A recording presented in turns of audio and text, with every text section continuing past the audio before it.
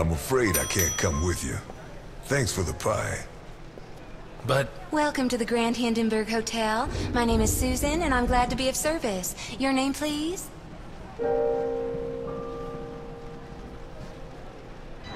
Ness.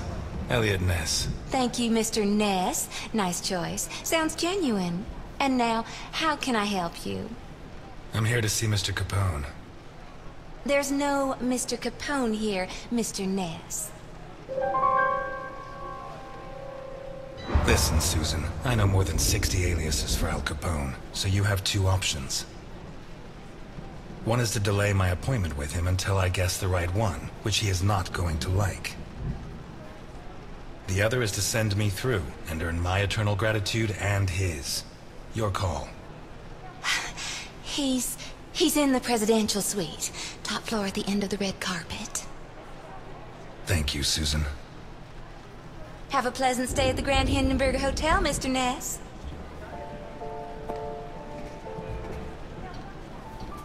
Your attention, please. The cable car to Santa Esperanza leaves in 3 minutes.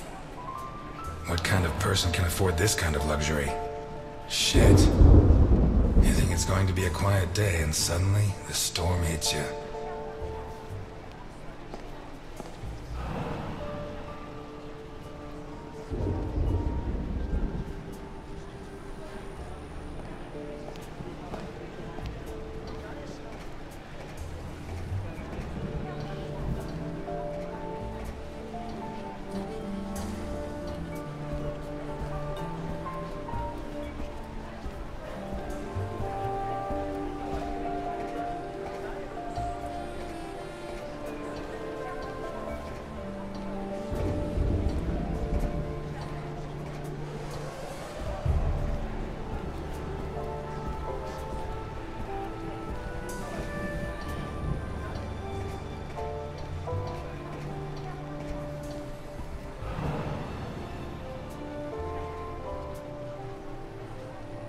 You can't go in there, sir. They're in rehearsal.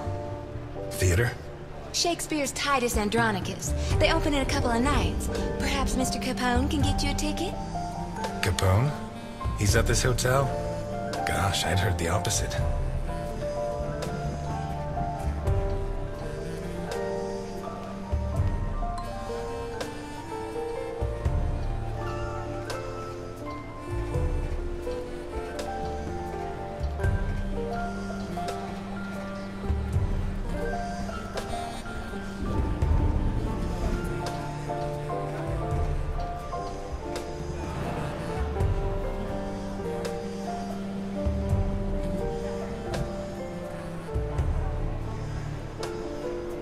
Higher than the clouds.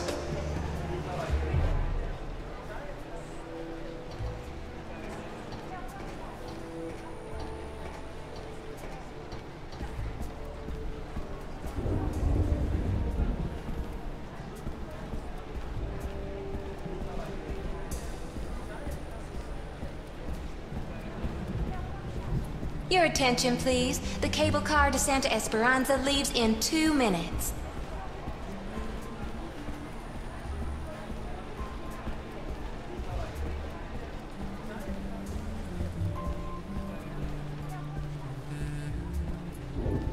A. Ryan, owner of Ryan Hotels, the visionary who transformed the Hindenburg into the monument to aeronautical luxury it is today.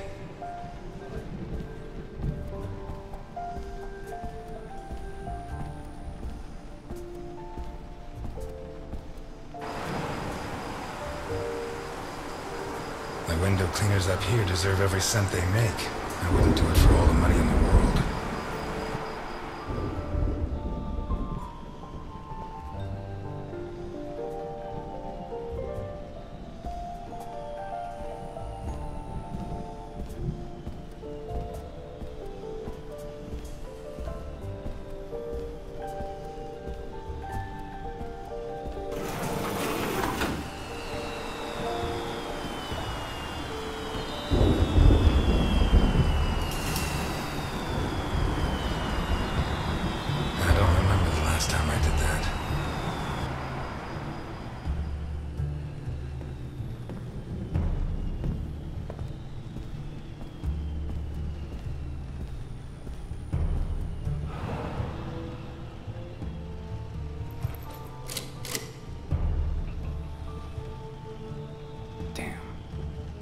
Come on!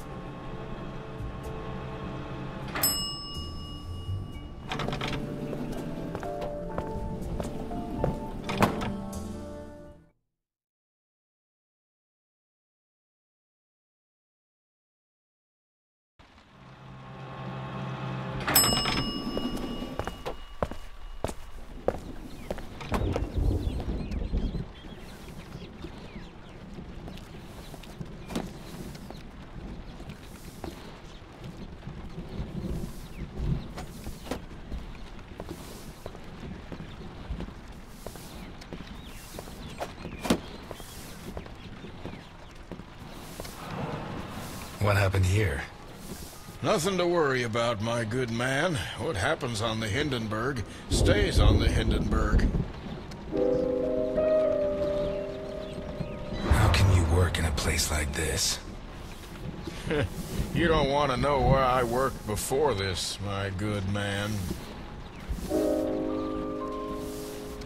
Are you saying the law doesn't apply here? We're too high up, my good man. The law has always preferred to look down. You never had problems with the police? Oh, many a one, my good man. In fact, what I'm cleaning up is today's first problem.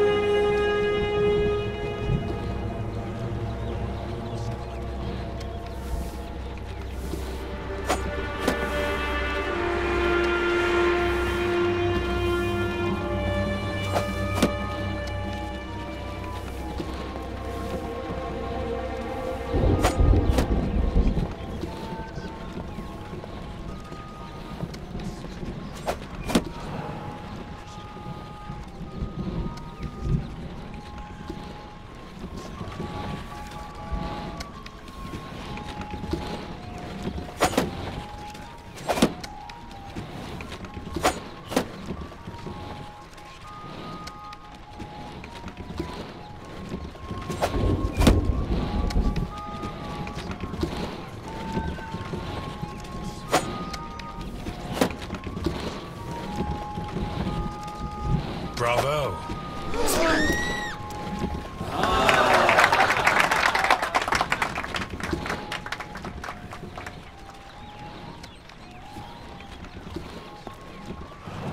I'm sorry.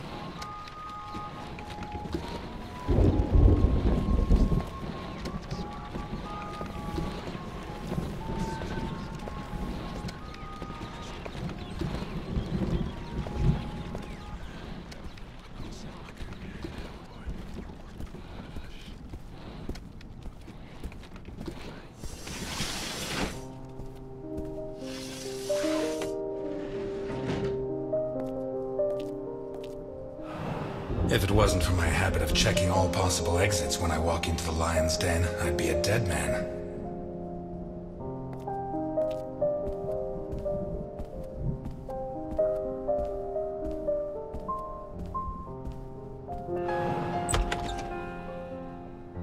You should be rotting rotting in jail.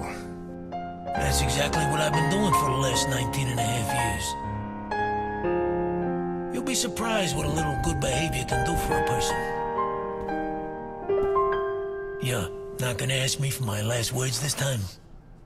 I'm a lot closer to death than when I last saw you. As are you.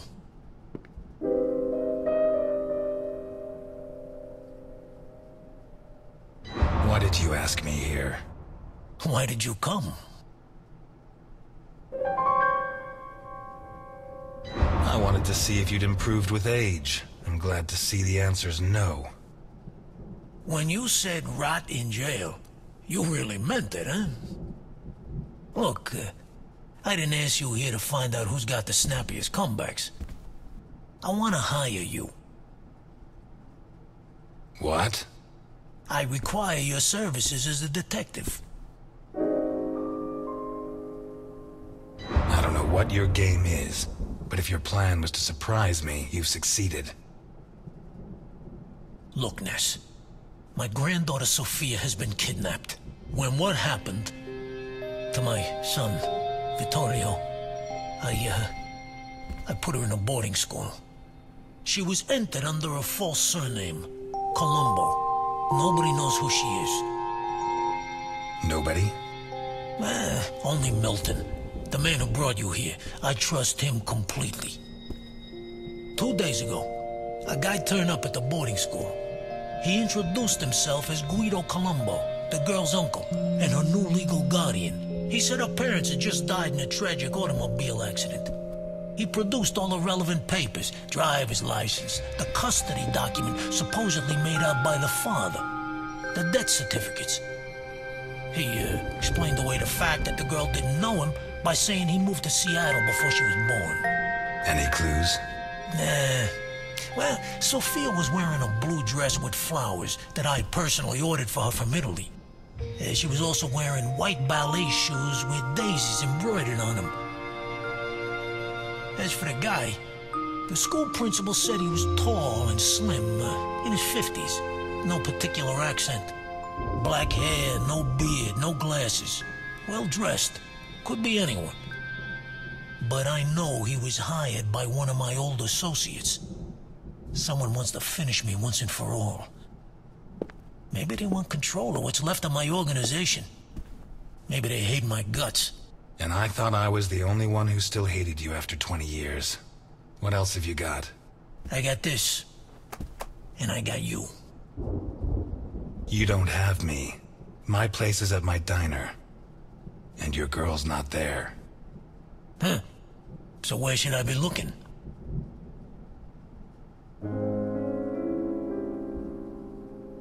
You were the biggest boss in the Mafia. And by the looks of this place, you didn't lose everything. Why don't you ask one of your subordinates for help? You don't listen, do you? The kidnapper was hired by one of my men. One of the people I trust. So why me? 20 years ago, I pushed you to the edge. I bought your friends and killed the ones who couldn't be bought. I got you so obsessed with me that your wife ended up leaving you. When you had nothing left, you walked into my house, shot my bodyguards, and pointed a gun at me. You could have killed me. But you chose to restrain yourself. You even gave my son a lecture on ethics. You're the only honest man I know.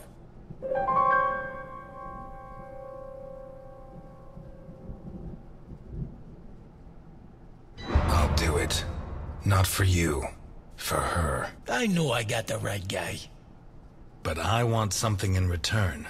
As you can see, I'm not short of money. Ask. I won't haggle.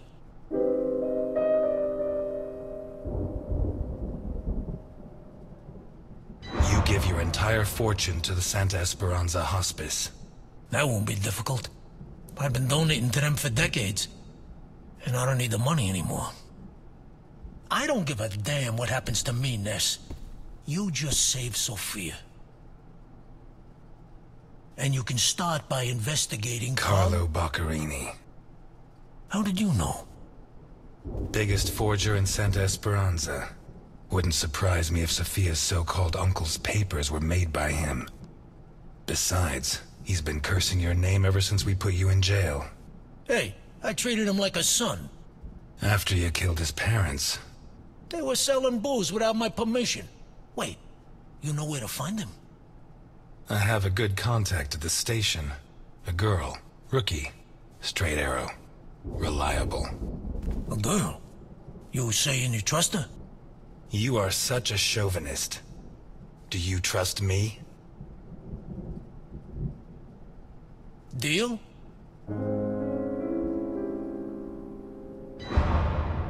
That's a spirit. Keep Milton informed at all times, huh? You hear me? I know you from somewhere.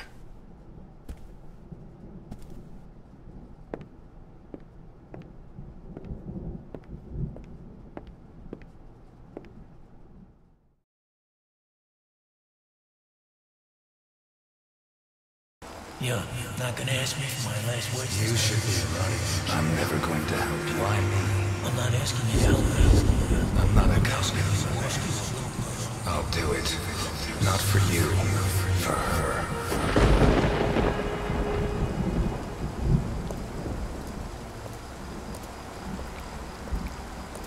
This town has become a jungle. Where not even the rats are safe. Those who swore to protect us fight to steal the last scraps of dignity we have left. And those who should judge them prefer to squabble over their prey. But it wasn't always like this.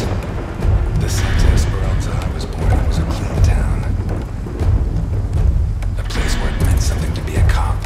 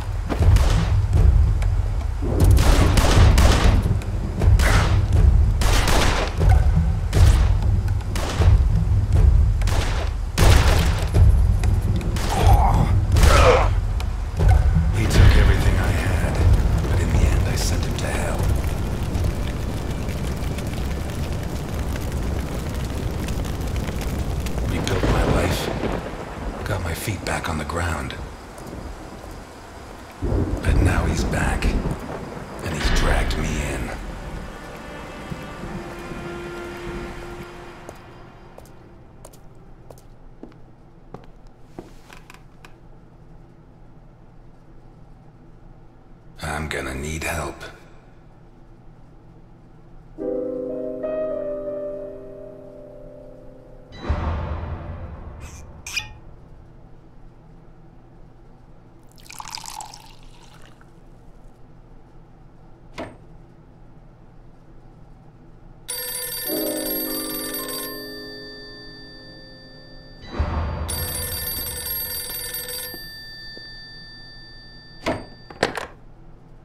Ness. Elliot, I found Carlo Boccarini. I knew you would, Alice. Write this down. 31 Wicker Avenue in Lakeview. Thanks. Nice work. Elliot, what do you want with him? He's got a hell of a file.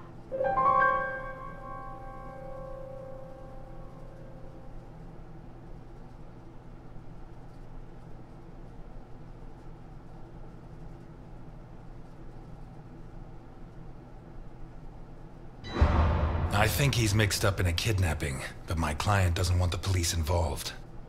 What are you getting yourself into? Who's your client? Alice, I don't have much time. I'll let you know how it goes. Thanks.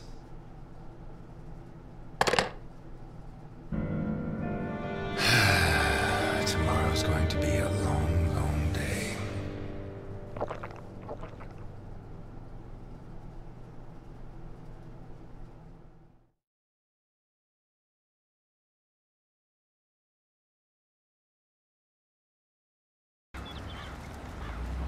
"31 Wicker Avenue. This is it.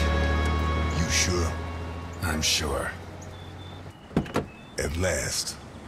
That stench of stale grease about you reminds me too much of my old job. You worked as a waiter?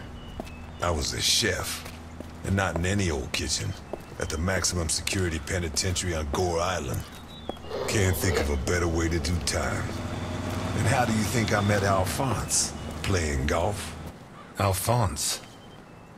On the subject of cooking, I know your blueberry pie had an extra something. I still don't know what. Alphonse? So what now? You got a plan? Take a look around, in case there's a rear exit. I'll take the main door. My pleasure.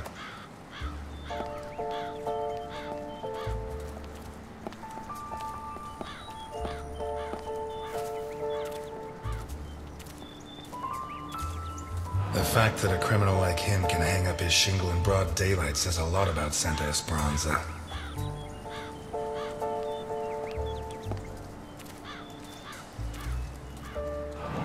Someone took out sections of the fence. Odd.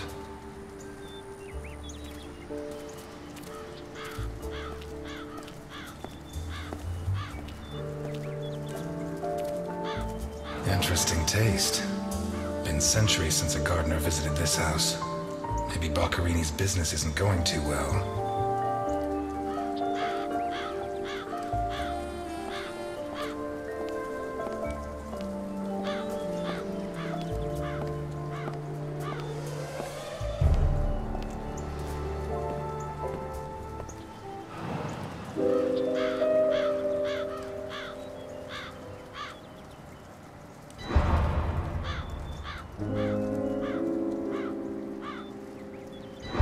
Boccarini? Carlo Boccarini? Nothing of interest out back. Sorry. You better come see this, Mr. Ness. What is it? I don't know how to describe it.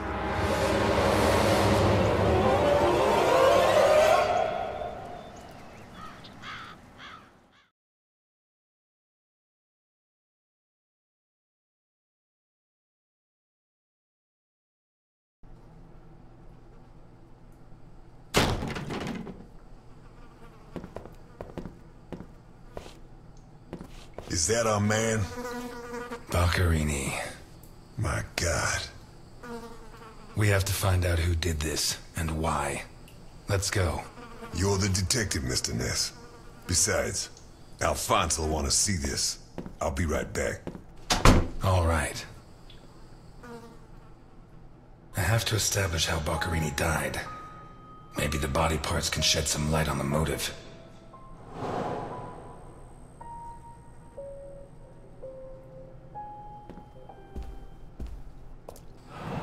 Holy Christ, what the hell are we up against?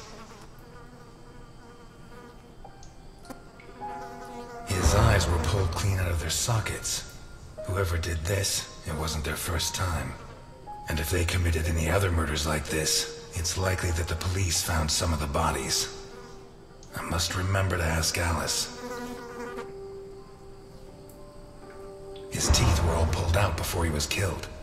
The buildup of blood inside his mouth speaks for itself.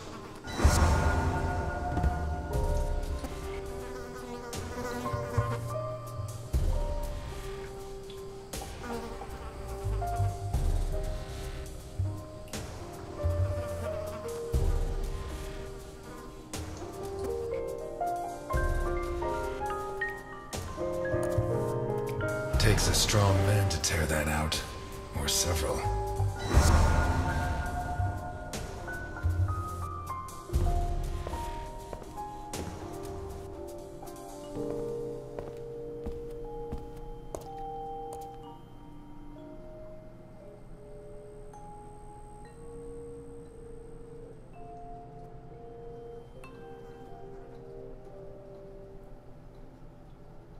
Maybe the body parts can shed some light on the motive. Boccarini's teeth were all pulled out.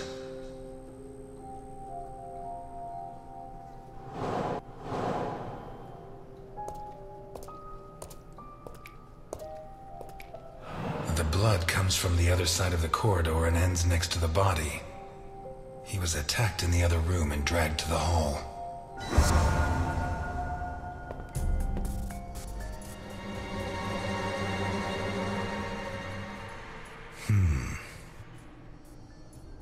The evidence suggests that the events began in the lounge. How did Boccherini encounter his murderer?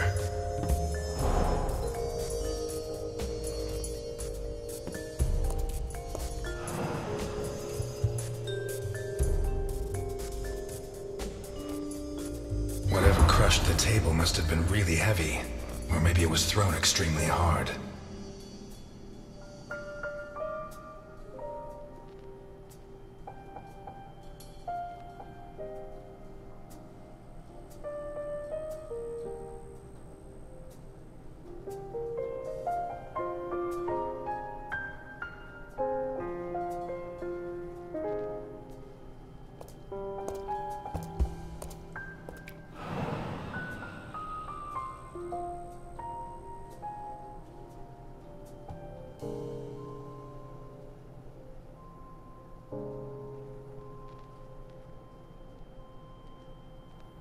Did it break during the struggle, or was it already broken?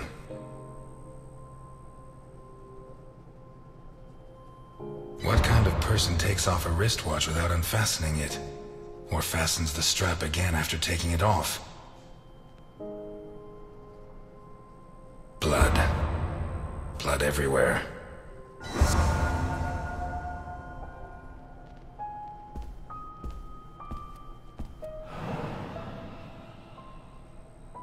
This was opened recently.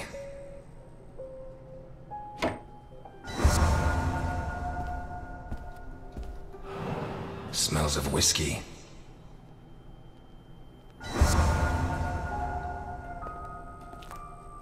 Glass on the floor indicates the window was broken from outside.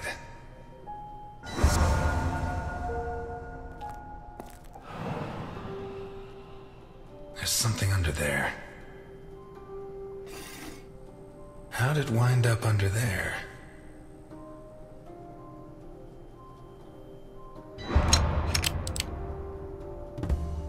Not one round fired. It must have happened fast.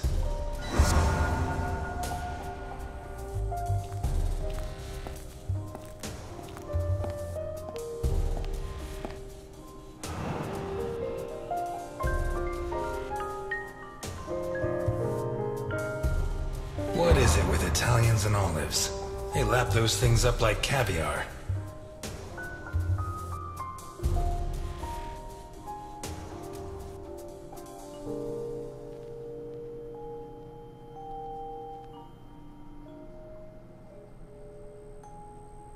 Like a true bachelor, he should have put these into soak. Hours of scraping to get them clean. Although at this stage, I don't think Boccherini's too worried about that.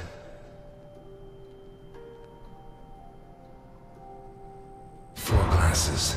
2 of water, 2 of wine.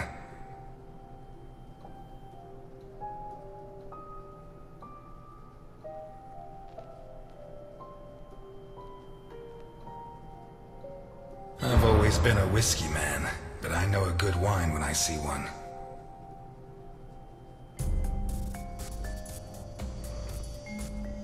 Leftover lasagna, and it looks good. Why is it that 2 out of 3 Italian gangsters are great cooks? I'll never understand what the deal is with them in cooking. The plates and the glasses leave no room for doubt. Boccherini had company for dinner.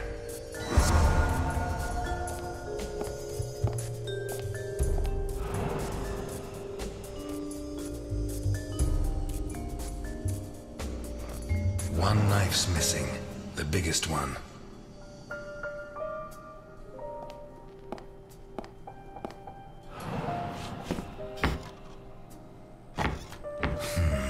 Shut from the inside.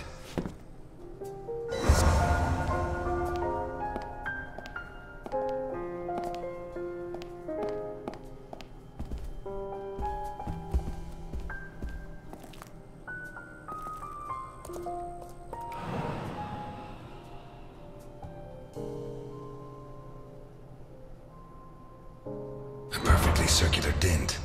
as if someone had tried to hammer in a gigantic bolt, around 4 inches in diameter.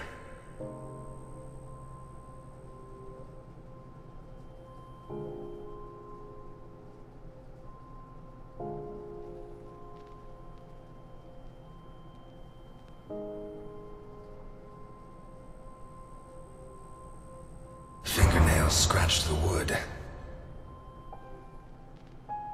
Blood ran like water.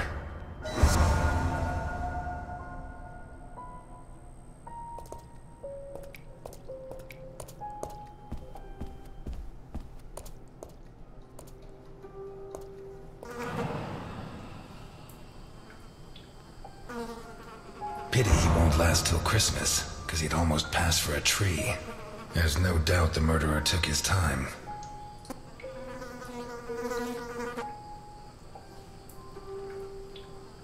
This isn't a cut, it's a tear. His hands were ripped off. Who has that kind of strength?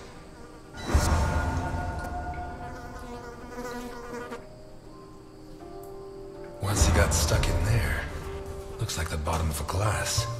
It's Boccherini, no doubt about that. Although the one I remember was more together.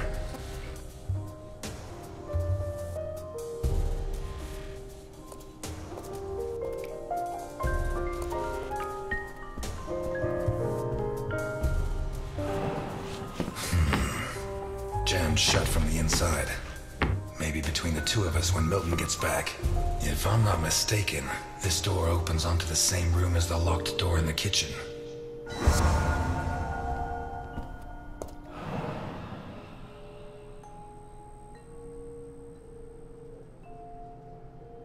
Blood and some kind of sticky liquid.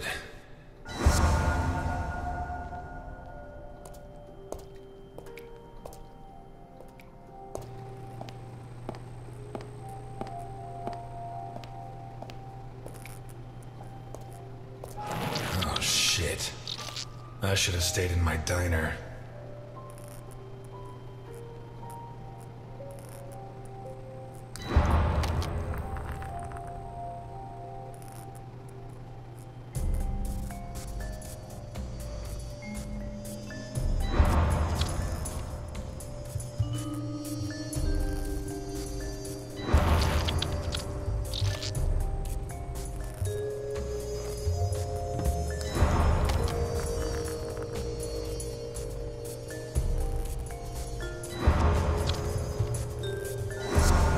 These teeth from the body? Well, at least I know why his teeth were pulled out, more or less.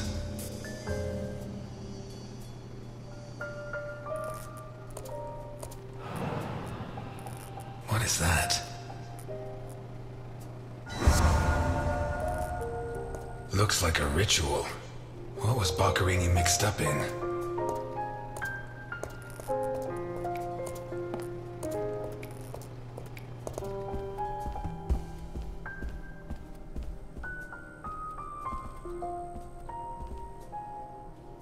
This car looks too classy for a forger like Boccherini.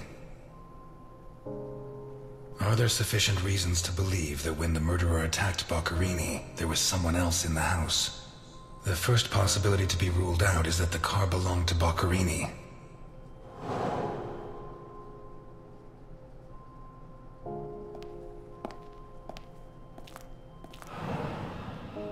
Let's take a look in the glove compartment.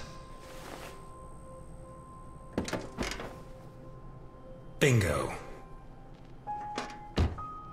A man's cigarette case.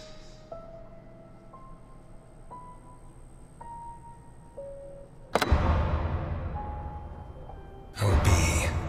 One of the Boccherini clan?